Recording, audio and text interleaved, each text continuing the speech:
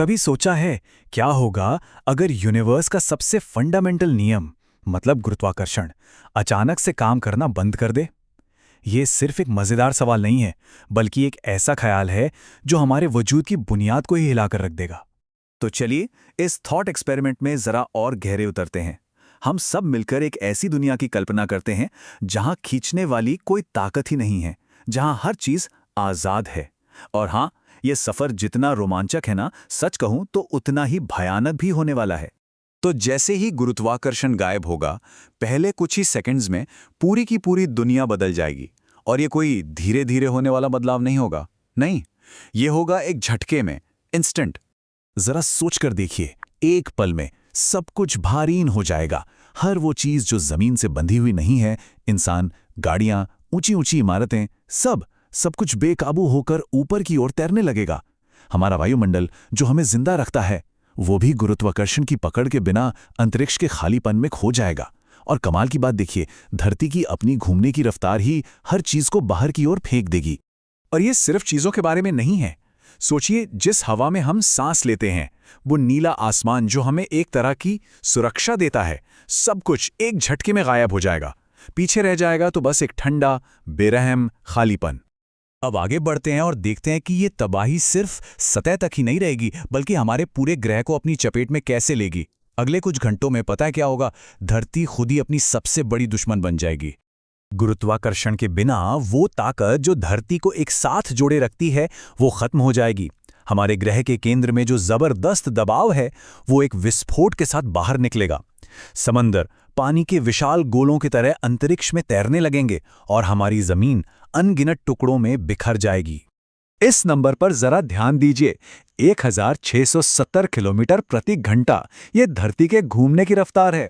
गुरुत्वाकर्षण के बिना यही गति हमें अंतरिक्ष में एक गुलेल की तरह फेंक देगी। बचने का कोई रास्ता ही नहीं होगा।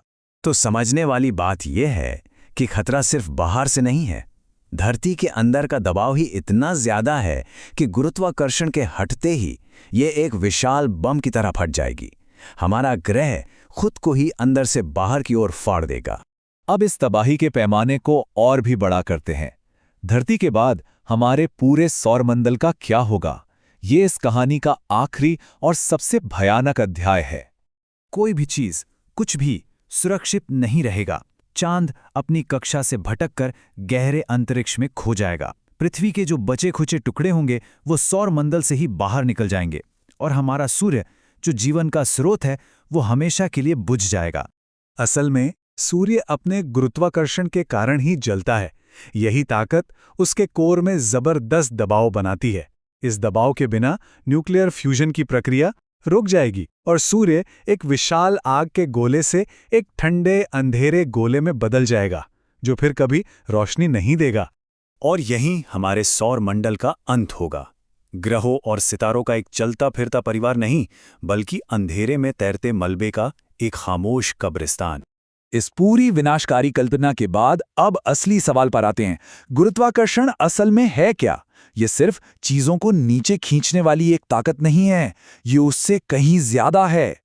गुरुत्वाकर्षण ही वो आर्किटेक्ट है जिसने हमारे ब्रह्मांड को बनाया है। इसी ने गैस के बादलों से तारे बनाए, ग्रहों को उनकी कक्षाओं में गाइड किया और हमारी दुनिया को एक साथ जोड़कर रखा। ये एक अनदेखी शक्ति है जो सब कुछ चलाती है। ये बात कितनी सच है। हम गुरुत्वाकर्षण पर तब तक ध्यान नहीं देते जब तक हम फिसल नहीं जाते, लेकिन ये हर पल, हर सेकंड हमारे अस्तित्व को संभव बना रहा है। ये एक खामोश संरक्षक है।